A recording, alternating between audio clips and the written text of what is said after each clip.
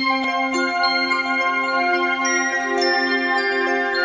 I look at the heavens, when I look at the heavens, when I look at the heavens, when I look at the heavens, the moon and stars, I shout your name, I praise your name, oh God. When I look at the oceans, the beasts of the sea, I shout your name, I praise your name, oh Lord my God. Welcome to Come and Relax with HeCoin, sponsored by Health Education and Counseling Institute, the premier online educational institution in Jamaica, the Caribbean and beyond. Come and Relax with HeCoin is an interview and discussion segment which focuses on topical issues which may be controversial on health, aggression in proximity relationships, theology, business, politics, music, tourism and hospitality, or issues which are relevant to you or listening audience. This program is aired this and every Thursday at this time on this station and comes to you on several international media houses in the world through various platforms on website, YouTube, and Facebook. I'll be your host, Ambassador Professor Reverend Dr. Colin O'Neill Jarrett from Jamaica, President and CEO of this 33-year-old institution. HeCoin, reaching people where they are, leading them to where they should go. I shout your name, I praise your name, oh God. When I look at the mountains, the sky and sea, I shout your name, I praise your name. oh Lord my God, you made humanity A little less than your divinity. Oh Lord my God, we marvel, you are great. You crown us with your glory and your love.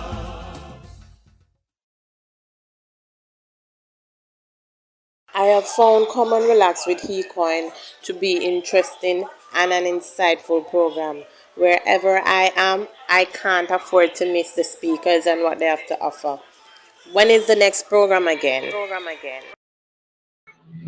Greetings and welcome to Come and Relax with HeCoin, which comes to you today from Mansell East meets West Indian Restaurant, Shop 16A, Sony's Plaza, Main Street, Oteria, St. Anne, Jamaica. Call Latoya or Hensel for your restaurant booking at 1-876-601-2612 or email info@carwhja.com. Excellent setting here at Mansell East meets West Indian Restaurant for meetings, weddings, and other events. I'm your host, Ambassador Professor Reverend Dr. Colin O'Neill Jarrett.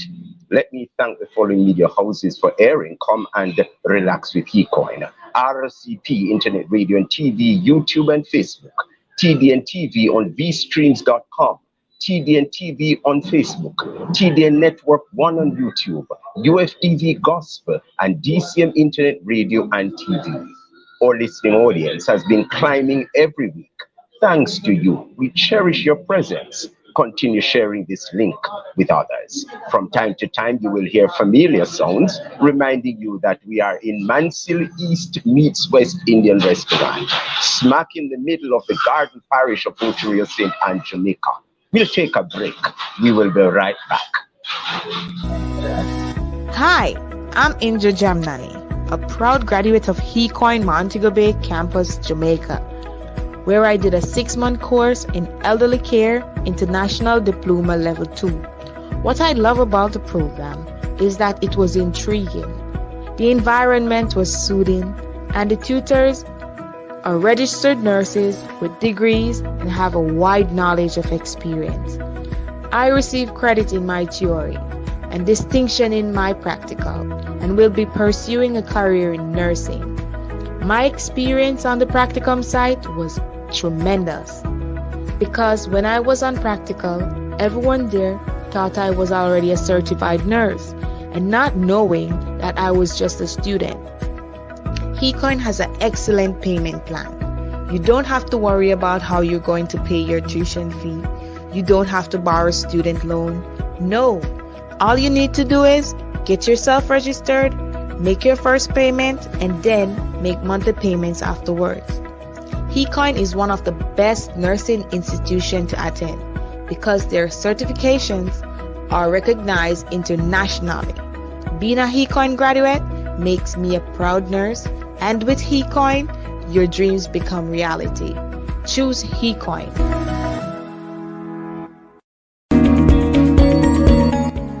In 1962, the late Risa and Egbert Myers started the Haddington Basic School in Eastern Hanover until they retired and moved from that community. Their dream was that every child in the community had the opportunity to receive early childhood education. The legacy continues with the children, especially Joan and Junior Myers, who continue to live out the dream of their parents in the renaming of the school REMEC, Risa and Egbert Myers Educational Center. Come and relax with HeCoin, a 33-year-old international training institution, will interview Joan and Junior Myers, administrator and principal respectively of REMEC, children of the founders. HeCoin believes in generational wealth and family business, especially those with an educational focus. Join host, marketing and media specialist, educator and professor of media studies for over 30 years, Ambassador Professor Reverend Dr. Colin O'Neill Jarrett from Jamaica, who is in the second generation of leadership at HeCoin, as he discusses the dream of REMEC with Joan and Junior Myers, who are also in the second generation of leadership of REMEC. The date to remember, Thursday, August 25, 2022 at 7:30 p.m. in Jamaica or 8:30 p.m. in other parts of the world on various international platforms all across the world, including the websites, Facebook and YouTube of RCP Internet Radio and TV, DCM, UFDV Gospel and all platforms of TDN. HeCoin, your dreams can now be your reality.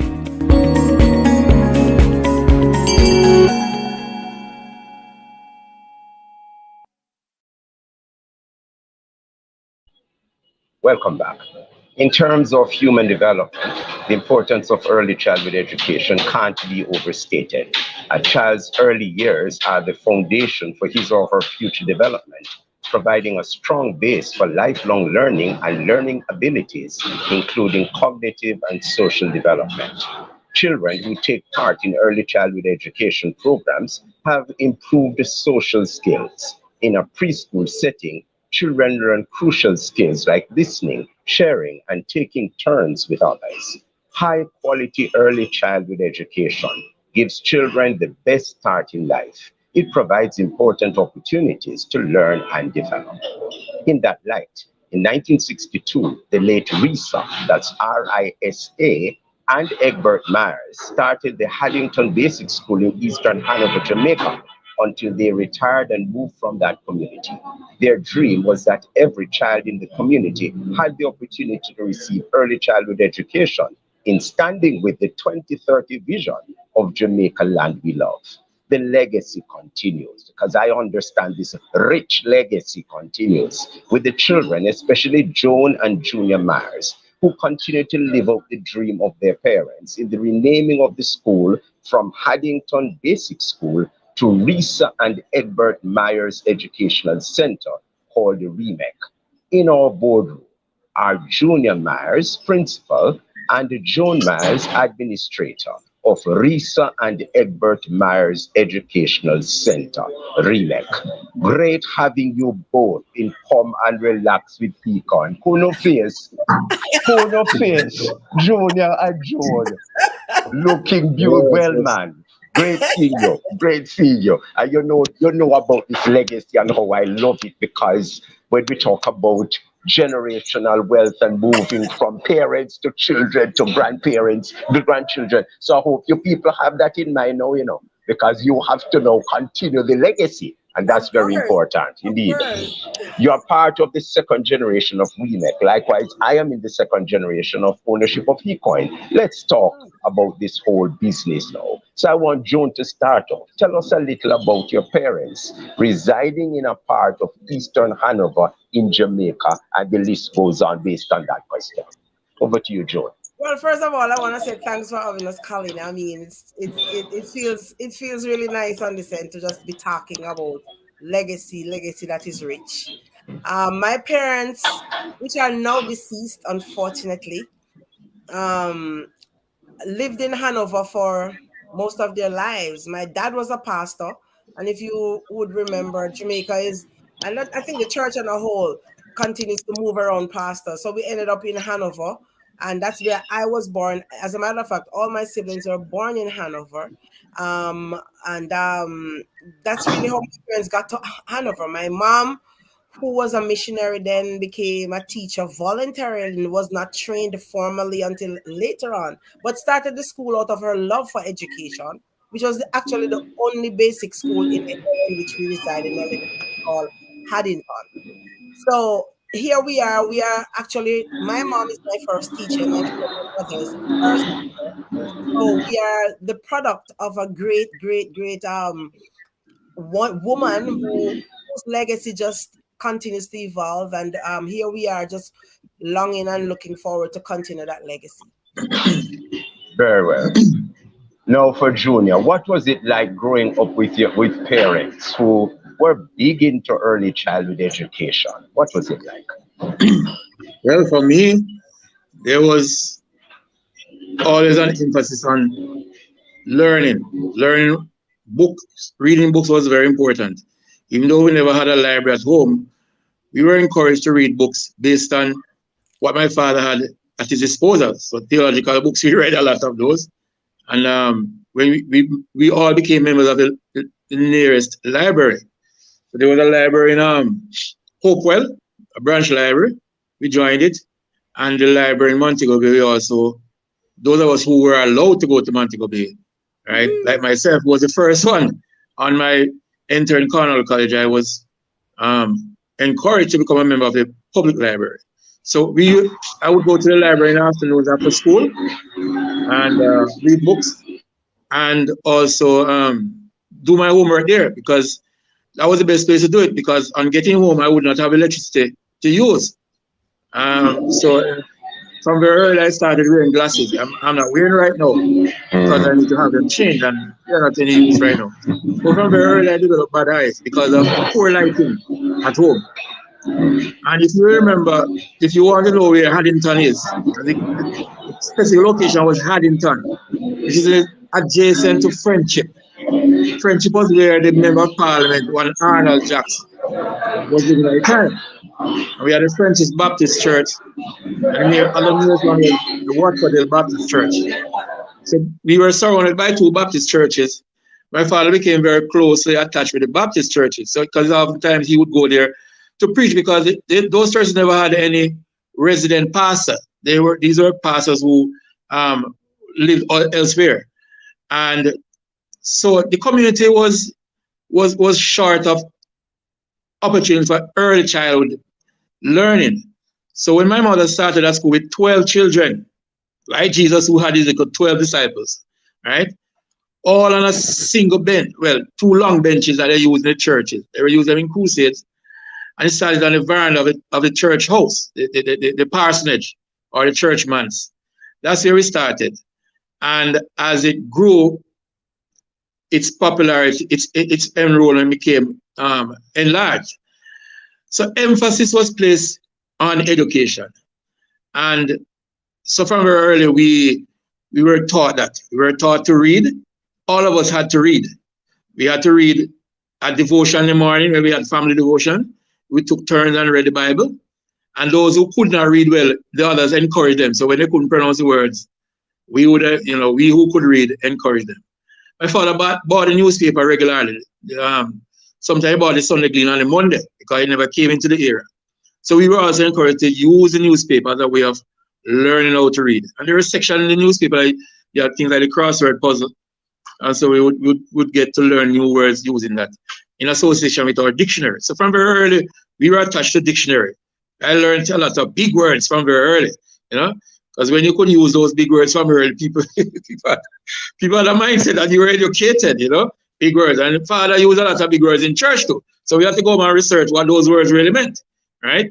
And sometimes he used some of them that were out of context, and we had to remind him, or mispronounce them. But life was great. Life was great. Though poor it was in terms of the absence of a lot of resources, we enjoyed life as children. Parents are strict people, and when it came to being on the wrong side of the law or on the wrong side of the rules of the house, they dealt with us very harshly. But we were a loving family, right? Particularly on a Sunday afternoon when dinner was, we all had to have family dinner. Everybody had to be present at the dinner table to have Sunday dinner. It never happened during the week because everybody had their own schedule. But Sunday was a very special day for all of us. as a family. And there we would review and talk about our issues and so on and plan for the next week. So life was good. And the children in the community enjoyed coming to the school, right? They loved it. Okay. Now, Joan, I want you to walk us through the conception of the first name school, Haddington Basic, as you remember it unfolding in your eyes as a child. Wow. I remembered living in a church and the school was actually right there. I didn't have to walk any further than coming down some steps, and I am at school. When I left, or when you finish the basic school, you're then sent on to a primary school.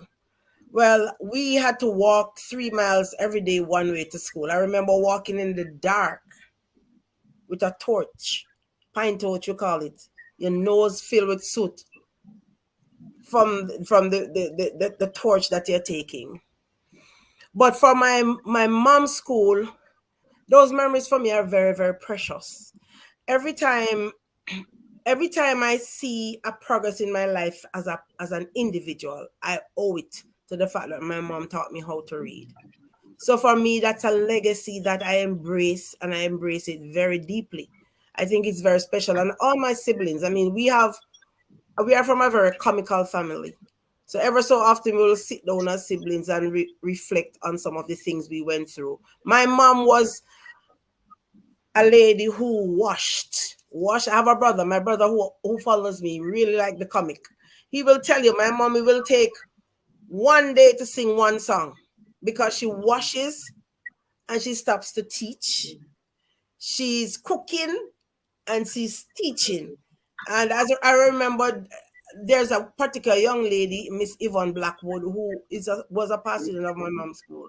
And she had shared that memory the other day when we were talking about putting the school together. And she was so deep into reflecting as to how Mama would be washing the clothes and stop to see if they write the letter A. And she continues to wash. So it's a very precious memory. It is something that as a community we embrace, and it's something that we believe it's so rich that we don't want to leave that alone. If my mother's school was called Miss Sister Risa's School, Miss Risa's School, it had no specific name. So it was all about my mom because she single-handedly started that school. And, just it is something that she has always wanted to do, to continue to see kids learning. And I think that what we have done as a family is something that my mom would be loving. And if she was alive today, she would be very proud. So Indeed. Yeah. Indeed. And I thank you, the children, for continuing the legacy. I know what it is. Junior, walk us through the limited resources now. I mean, I say you look limited, the limited resources that the school went through and made it well. First of all, my mother this thing was started as a private entity operation. So she was not on the government's payroll. So whatever fees she collected, she charged. And this was just based on people's ability to pay. So if people could not pay this, we're still allowed to send the children to school. There are people who are still owing Mama money from way back. Right? Chop on some penny, because pay them up it, right? But my mother charged some minimal fees just to help to pay for things like giving the children a lunch, because my mother made sure that they got a cooked meal every day, right? So she also raised her own chicken. She had her chicken house that she would raise chickens in, and those chickens would be slaughtered, and the meat was used to provide meat proteins for the children. Subsequently, after starting the operation, she got aid through the Ministry of, through the Member of Parliament then. She was assisted by getting supplies from the Ministry of the government, things like bulgur. I remember bulgur coming, and other things that would come periodically, right, to assist in defraying the food costs at the time, right? But she relied a lot on the ground provision in the community, so the breadfruit and the yam and the sugar cane and the fruits, those are all part. People voluntarily brought them because there was just this love for what was going on. So people gave of their small little resources, right? People would pick up pumpkin and bring it come. Some chocho, some kalalo, and all those things were used to together make meals for the children. Just like the people in the Bible, in the Acts, the apostles, the people in the community, they brought their things together and they had a communal gathering and people would eat from it. It was like that. So there was that limitation in terms of money. There was also a limitation in terms of seating resources. So the same benches that the children sat on, they would then kneel on the floor and use the bench as a desk to write on, right? Mm-hmm. And as things got little better, they moved from the veranda to the garage that my father used to park his pickup in. My father was not just a pastor, he was also a builder. So he drove a pickup because he needed a pickup to transport materials. So in the nights, he would park. In the day, the pickup was not there, he was gone to work. So she would use the garage as a school. And then as things, the school expanded, she sought permission from the pastor of the church. Now, he was her husband, but he was also the pastor of the church. So she had to go to the church and request permission to use the church hall as a place for the school. The church board decided, yes, that she could use it. So providing that she kept the place clean on the weekend so that they could have services on Sundays.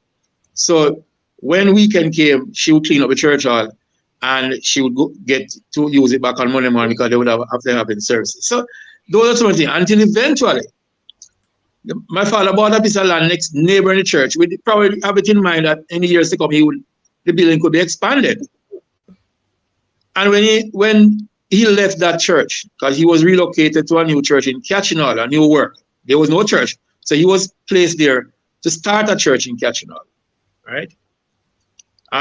He subsequently gave the land to the church for it to be expanded, right? And what they did was to build a school on it, right? Because the church, they gave the land to the school because the school was now being operated like a community school.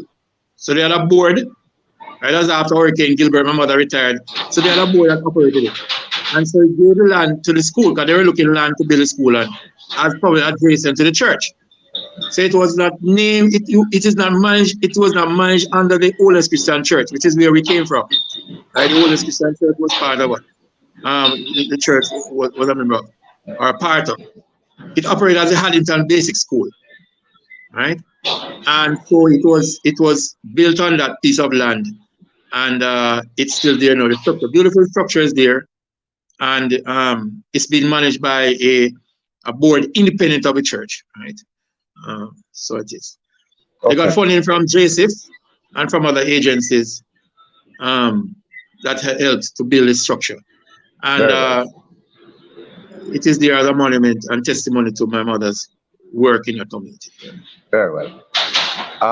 And Joan, what was the driving force of your parents starting an early childhood institution in Eastern Hanover? They had no money. So what was the driving force? Well, first and foremost, there was no school in that neighborhood, like none. There was not a basic school. Kids had to walk 3 miles to probably the nearest basic school.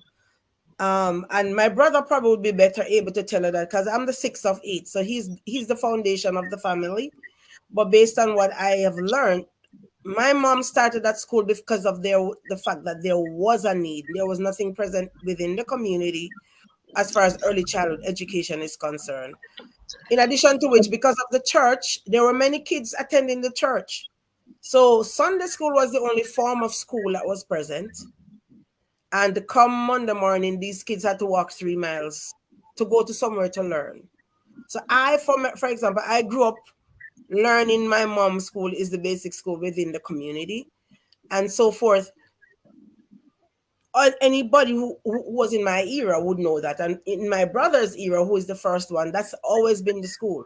So that school has served many, many generations, many persons in different verticals of this aspect of life. And people who are now in great positions in government, in teaching, in healthcare, that have passed through that school. So my mom did it for the love of the community, the love of the people, and just wanting to see kids learning. Very well. Well, as my sister said, Colin, there was no school nearby, right? The nearest school was in Hopewell, right? At the Methodist Church, the nearest basic school was in Hopewell. So children would have to walk 3 miles on dirt road, rocky road, to go down and walk 3 miles up in the night when there was no street light. Secondly, we at that age, we were eligible to attend basic school. I probably was the only one who, when she started school, I was not eligible to go to primary school. I think I spent 1 year. I spent 1 year or a little more than a year in her basic school, and then I went to Watford primary school. So her children, her family, she saw the need for them to have a basic school, forced her to start a basic school primarily to allow for her children to go to school. But beyond that, the children who came to Sunday school were not reading well, so they were struggling. So she saw that need, because if you're going to have people stay in the church and move up in the ranks of the church, you want them to be able to read. So she provided an opportunity for them so they could learn, read the Bible, and be able to understand it and context and put it in practice in their own lives. So that need sprung from what was existing in her family, what existed in the church, particularly in the Sunday school class that she taught, and beyond that in the wider community around us. And so she started it right after independence in 1962. Right. Very well. We are learning so much about the foundation of REMEC, which is very important for the success of any business. We will learn more about REMEC when we return. Soon come. Yeah.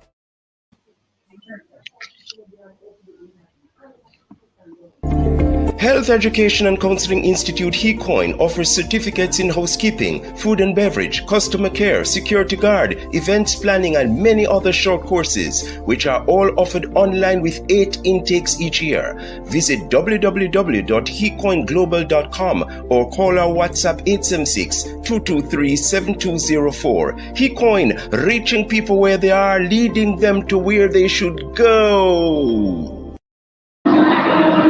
Welcome back, and thanks to our guests for continuing in our discussion on Come and Relax with HECOIN, broadcasting from Mansell East meets West Indian Restaurant, smack in the middle of Uteria St. and Jamaica.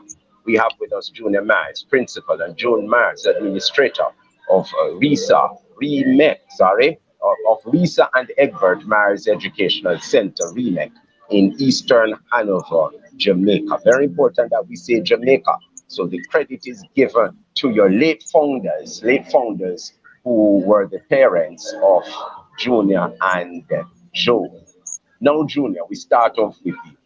Is there any special legacy of the first institution that you would want to bring along to the renamed institution? Could you highlight them for us? Because we know that with your experience in education, you will be bringing the best to REMEC. A big question that you know, sir. One of the things that my mother practiced and demonstrated during her time our operating school was the whole question of music, how important music is to the development of a child, right? My mother was very big on music. And on account of that, we as every one of us can either sing using our voice, instrument, or we can play an instrument, right? I was the first one who learned to play a musical instrument, right? When I was at Carwh College. And I shared it with others in the family. And my last brother, he took it to a higher level, right? Benji Myers, right? So he has made music his lifetime professional occupation, right? And so music, my mother saw it as an important part of development of a child. So we'd like to bring that into our operation, into this second phase of the operation. The other thing was the importance of siesta time, rest time. I find that today's children, they don't know how to rest. They are always engaged in something. And so they become so tired at the end of the day that they can't even sleep well. We as children, we were given a certain time of day to just rest. No means sleeping, just relax, rest. Just let your mind rest, relax itself. So we will put our head down on the table and we'll say, some people would fall asleep, but we were just given this time of rest. Rest is important, my mother said, to the body and to the mind. So siesta time is important. And that's not important for that. We were taken outside often to just walk in the environment and then explore the environment. Find out other things about our environment and become attached to it. Those are important. And how we should care for the environment. Now we see what being uncaring about our environment is doing to our world now. Right? We were taught that. People were taught how to clean up a place. So we learned nursery rhymes. While we were cleaning up, we were singing these songs like, I can't call it, but we were taught how to pick up the things and we were singing songs and keep the place clean, right? I read one of her mantras was that cleanliness was next to godliness, right? So it was nothing wrong. She never saw anything wrong, and we never felt anyway that at the end of the day, the children would be engaged in clean up their classroom space. So she never employed an ancillary worker. The children did that. And we see the Japanese have started doing it in their schools, where the children clean the classroom at the end of the day. They don't have ancillary workers there, right?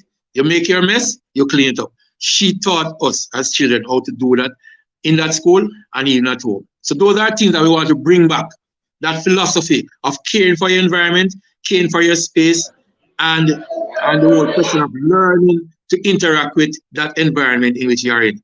And it's important. Thank you, Junior. Very important point. Joan, you have a great passion. I met you before Junior, although it should have been the other way around. But say go.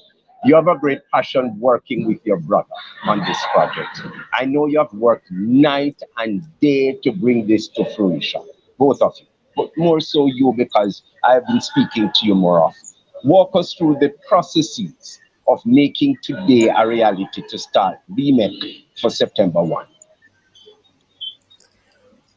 Well, it's a very exciting feeling, I must say. And when I get excited about things, I push.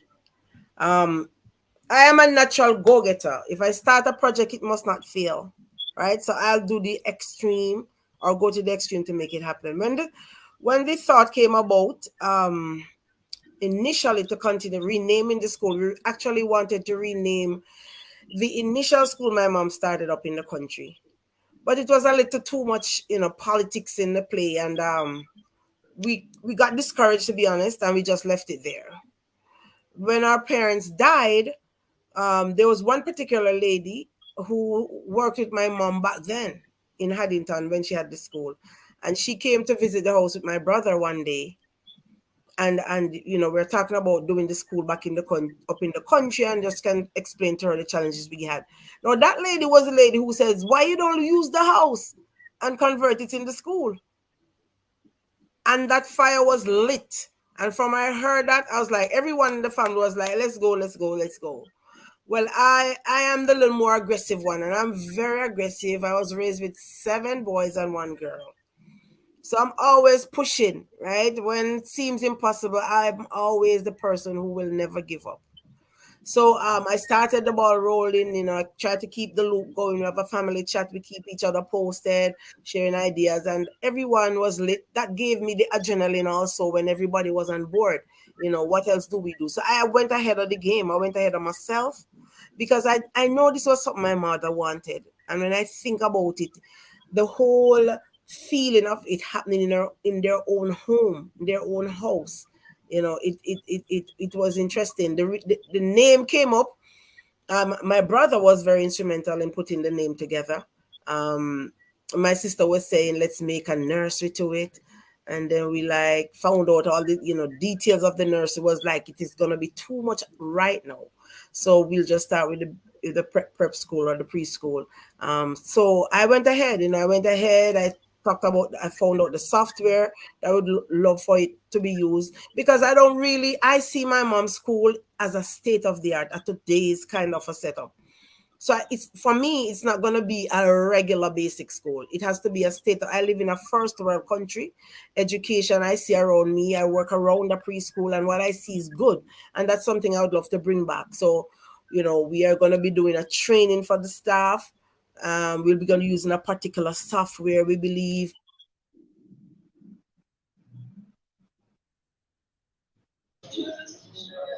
We lost your connection, Joan. I'm not sure. I'm sorry, I think Continue. Right, yes. right. We would love to have the technology that the today's child needs to use, because we are in the technology age. We can only go further, but we're not going backward. So we will be using the latest technology to teach. You know, stuff like if we have to make a call to all the parents one time, the phone rings and every parent gets a message at the same time. So I really want it to be a state of the art. Center of excellence. Excellence. Very well, very well. Junior, and you have the right person working with you. And you are you're one of 2 girls, correct? Yes. Oh, okay. Well, good, my good. family So they're all educators, you know, Colin. Everybody a teacher. I know. I know. The teaching thing. I'll do the things. Yeah, I know. That's why you took on administration and Junior took on the principalship. Very well.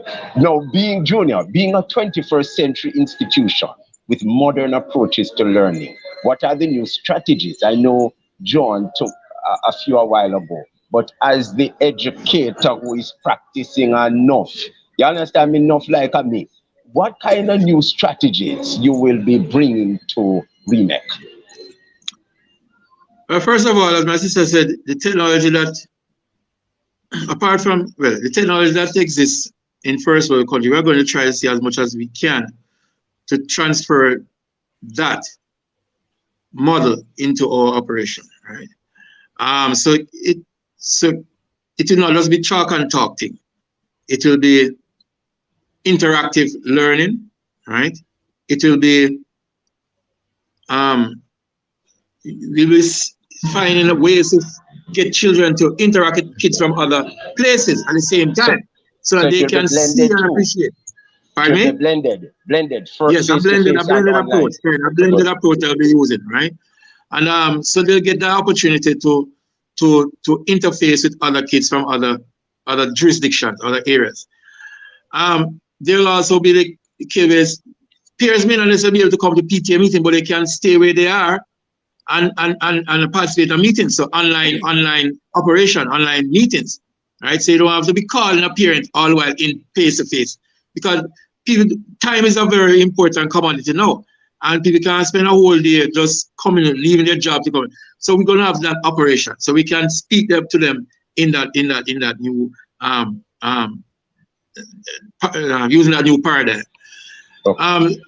In terms of reports and so on, right? The progress report, like a weekly report or a monthly report on the child's progress, you can upload it onto your system and you can see what's going on for your child. So you don't have to be, I'm going to school tomorrow, go find what's going on. No, you can get that update every month from your school. Just it's uploaded to your device or whatever it is. So those are some of the things that we are thinking of, right? And the child will be assessed. A child will be assessed at the very outset to determine if there are limitations in terms of our challenge that the child may be having that would probably hinder the child's progress, developmental progress. And make that assessment so that we can use the results of that to guide the child development as we go along. You can't just look at a child and say, well, he's not learning, he's not learning. So, yes, he's not learning, but what is the problem? What is the reason why the child is not learning? We need to know that, right? So periodically we have people come in at the start of the year to assess these kids, whether it be a psychological test or, whatever it is. Let them get it done so that we can have proper scientific assessment of a child and use scientific approaches to help the child's development. Very well. When we return, we will find out about the hidden curriculum and outside activities that will make the school the center of excellence in Jamaica. Soon come. Royal Central Praise RCP Internet Radio and TV in St. Kitts invites you to listen to Caribbean News Brief CNB on Tuesdays and Fridays at 10 a.m. Join Caribbean veteran in news production and news presentation for over 30 years, Ambassador Professor Reverend Dr. Colin O'Neill Jarrett from Jamaica, for reliable and comprehensive news in the Caribbean. CNB on RCP every Tuesday and Friday at 10 in the morning. RCP, the breath of fresh air. Health Education and Counseling Institute HECOIN offers certificates in housekeeping, food and beverage, customer care, security guard, events planning, and many other short courses, which are all offered online with 8 intakes each year. Visit www.hecoinglobal.com or call our WhatsApp 876-223-7204. HECOIN, reaching people where they are, leading them to where they should go. Thank you for sticking and staying with us on Come and Relax with HECOIN, speaking with Junior Maz and Joan Maz of REMEC in the final segment of this invigorating interview discussion with the second generation of REMEC. Start with you again, Junior. Tell us about the outside learning environment that you will use to enhance the classroom, particularly what you said in terms of foreign support, in terms of learning readiness, and how will you assess them as they go along? Okay, beyond what they do in the classroom, right? It's really the locality of the school is in Hopewell, Hanover, which is adjacent to, well, our surroundings are a lot of the tourist industry, right? The tourist industrial operation is in that area. We have the Trial Hotel. We have a lot of new upcoming hotels, new hotels that are there. So you're interacting with their environment, making tours to these places, visit to these places. But beyond that, we have the rivers, we have around us, we have the green areas around us, right? Children don't know much about those things anymore. And they go into an area, all they want to see is just building. No. I'm tired of seeing buildings. We want to see greenery, right? So take on a tour down into Pond Side, from where Merlin Attic originated. Those green areas, untouched, those are nice areas to visit, right? Experience the cool atmosphere down there, and just look at the trees, the fauna, the surrounding, the rivers, the waters, the purity of it all, and appreciate it and learn about it. Because soon and very soon, if we're not careful, we're going to lose these things and they will not know anything about them, right? Look at the rate we are going, right? Where trees are being cut down and buildings are being put up. No, we don't want to lose that. So that is part of it. Taking tours to the various places, the safari in St. Elizabeth, the Black River area, all those things are part of the curriculum that is going to be driving learning at the school, right? We talk about children learning how to share, how to cooperate with each other, cooperative learning, sharing with each other, right? Because one of the things I find a lot of children these days, they are very self-centered, everything revolves around themselves. They don't want to share things with their friends. Right? We have to get into that space. And the pandemic has really driven that too, because people are afraid that, well, a virus will be transferred from what you touched to me. So, but we're going to have to find some way of overcoming that, right? Fear, and bring us back to the point where we can openly share with one another and embrace each other as our brothers and our sisters, right? John, how will the online process? I'm very particular about that, especially you may incorporate your foreign support. Could that bring along some kind of experience where the children could interface with those in other jurisdictions? How would you go about that? Have you looked at it yet? Because our children now are very bright, almost being, in terms of born with the cell phone in their hands, taking selfies all the time. How will you get this kind of education, broad-based, for these kids? So currently, I am involved with a weekly program with kids called Young People's Forum.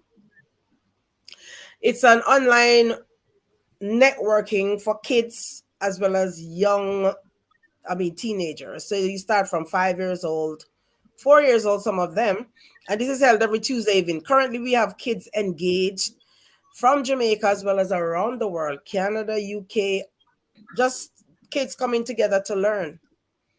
Where they learn real life experiences. So every so often you'll probably have a judge on board. We probably have an educator, a health person, and they're learning in the same time. There's a question and answer segment where after the person presents, then they're able to interact by asking their own questions. So that's currently being held.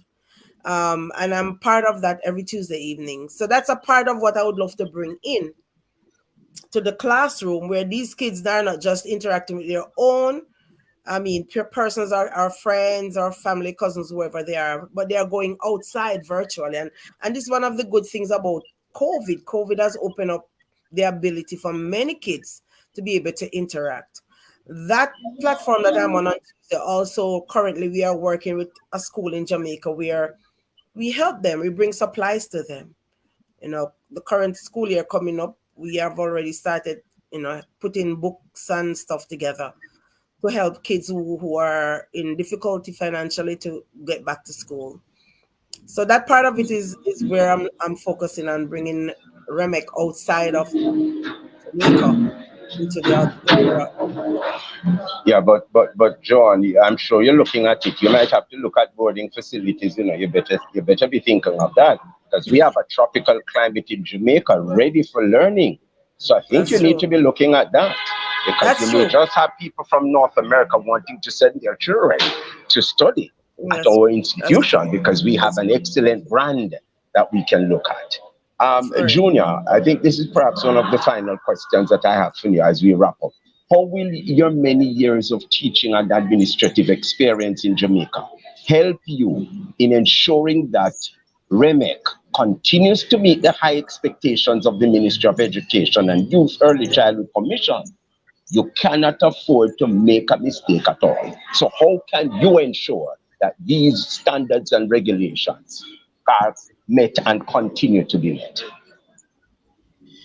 Well, first of all, having gone through the education system for so many years, I'm aware of a lot of the pitfalls that are there, and that awareness would guide me into not making those blunders, right? That's errors that I may have made or others have made over time, right? So in terms of the operational standards that are to be attained, we are, I'm all for that, right? And I'm aware of that, and we are working at that, right? To ensure that safety standards are maintained, building standards are maintained in terms of integrity of the building, administrative deadlines are met, health standards are maintained, right, for the kids and for the staff and for the whole environment. So sanitation, how we, what you do in terms of food storage and garbage disposal. All those things are standard operational, the highest operational standards we're going to work at for that. In terms of the kids meeting the expectation in terms of their vaccination and so on, all those must be maintained. The issue of attending workshops to upgrade ourselves and to keep in line with what new expectations there are, those are part of it, right? That we also have to will be guided by. Very well. My years of experience as a teacher, it teaches me how to be a little more mellow, right? How to be a little more understanding of some of the issues that people have, the social problems, the interpersonal problems among staff and children and staff or children, and give me a more humane understanding and appreciation of it, and deal with it in a way that is reflective of my own experience and maturity as an administrator and as an individual. Right? Thank you, Junior. June, quick now, just 30 seconds. What is the direction for the institution from Hopewell? Can you guide us to the property? Physical directions? Yes. So, okay, heading, what's that? South heading towards Sandy Bay. Right. Heading towards Sandy Bay. Heading to Negril. Once you get to the town of Hopewell, it's just going through the town, and it's in an area called Pond Peace. It's not hard to find. Everyone knows the direction, and everyone knows who the name Myers is. You ask for Miss Risa, Mr. Myers' house, they'll tell you where that is. Very well. A more direct sign, Colin, is if you look for the sign, the Hopewell Seventh-day Adventist Church. I know. You see that sign, and you turn up that road, and we are right beside the Adventist Church. Right? Very well. With a big white tank in the yard, an elevated white tank in the yard. You can't miss it. Okay. Right? Let me use this opportunity to thank Junior Myers, Principal, and Joan Myers, Administrator, brother and sister of Risa and Egbert Myers Educational Center, REMEC, for accepting the invitation. And we invite them, to speak to us about the second generation institution inherited by their late parents, who were founders of the institution, more so the mother.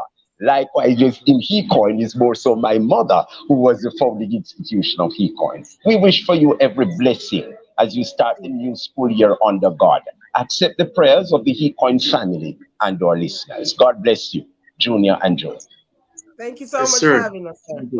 Thank you. Right. For persons who wish to make a donation to come and relax with HeCoin and what's on for next week are in the queue. Stay tuned. Come and relax with HeCoin is a feature of Health Education and Counseling Institute HeCoin, the premier online educational institution in the Caribbean. For individuals, companies, and foundations that wish to donate or contribute to this program, which is primarily to provide solutions to the worldwide issues of the day, please call in or WhatsApp your donation. 1-876-223-7204 on Thursdays between 8:30 p.m. and 10 p.m. EST, or during work hours Monday through Friday 9 a.m. to 5 p.m. EST, or email president@hecoinglobal.com. HeCoin, reaching people where they are, leading them to where they should go.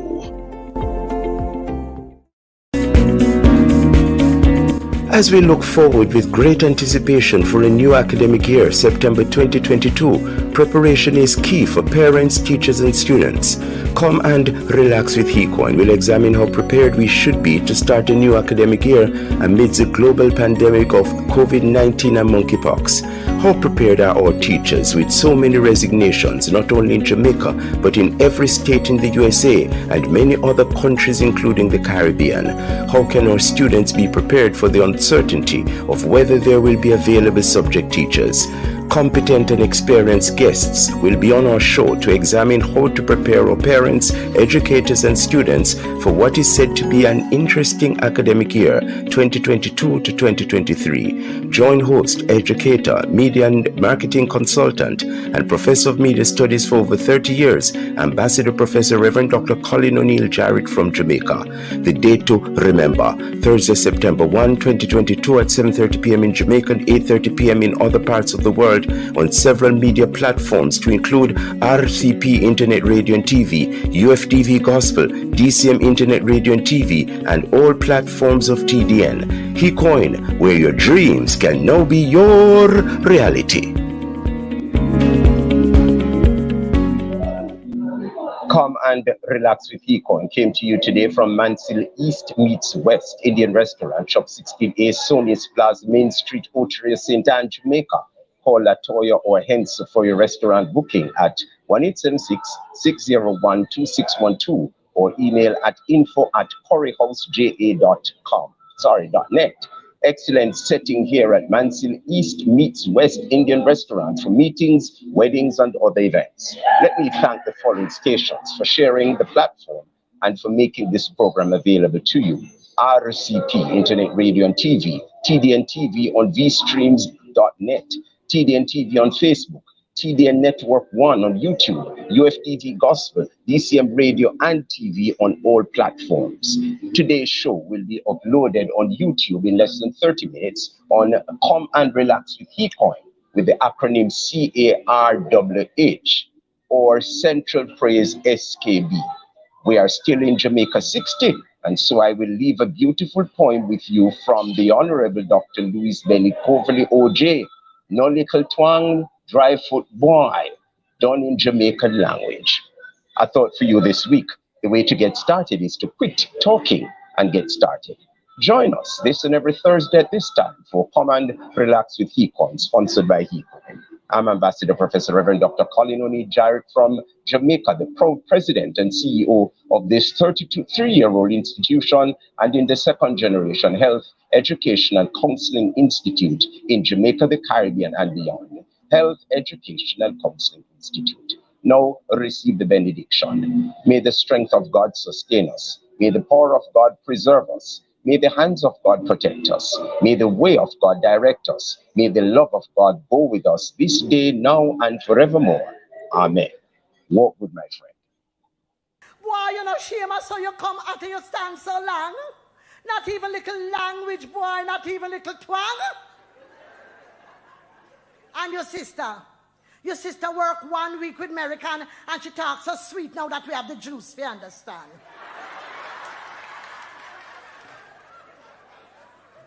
Boy, you couldn't improve yourself and you get so much pay. You spend 6 months of foreign and come back ugly same way. Not even a drapes trousers. Not a pass the rhythm coat. Boy, not even a gold teeth, not a gold chain around your throat. Suppose I lost my pass, go introduce it to a stranger as my lamented son that lately come from America. They would have laughed after me, boy, I couldn't tell them so. They would have said me liar was I spend time on Moko. Don't back answer me, boy, you talk too much, shut up your mouth. I don't know how you and your father are going to make it out. If you want to please him, make him think you bring back something new. You always call him Pa. This evening when him comes, say Pooh.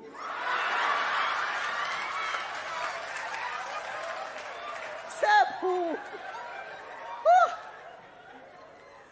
But you can't win, you know. Because if you come back to hey, everybody say, where she are going with? Like the boy will come back from England and talk.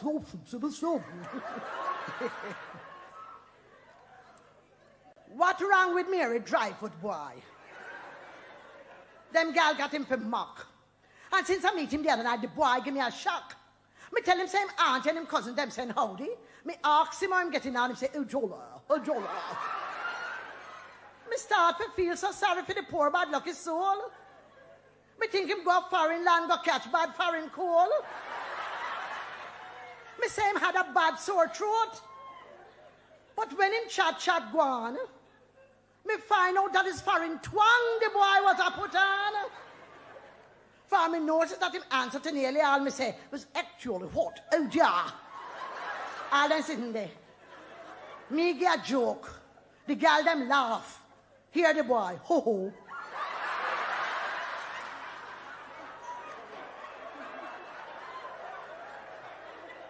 Ho ho. I'm sure you got the bolt that out of the cinema. Same time I get in a temper. Me had a boy kill out. I said, don't chat to me with no hot pity in your mouth. Him stand up like him stunted and hear him now. How so? I'm sure I really just don't understand you, actually. I said, you understand me? Are you near cousin Scoop? You always visit Nana kitchen and get laugh at gungo soup. And now all you can say is actually. Why but tap? What happened to them sweet Jamaica joke you use for pop? He get back and walk through the door with head in the air. The girl then bawled out after him. Not going? What? Oh dear.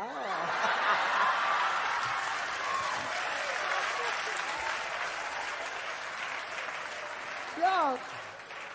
Yes, my dear. So you see when them come back, so you can't really win at all.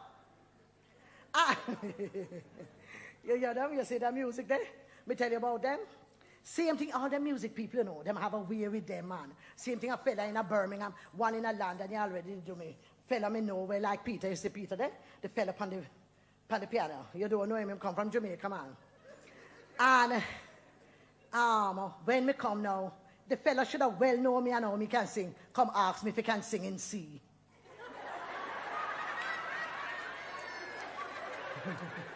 Hey, Miss Lou, can you sing in C? Miss, I'm singing a river.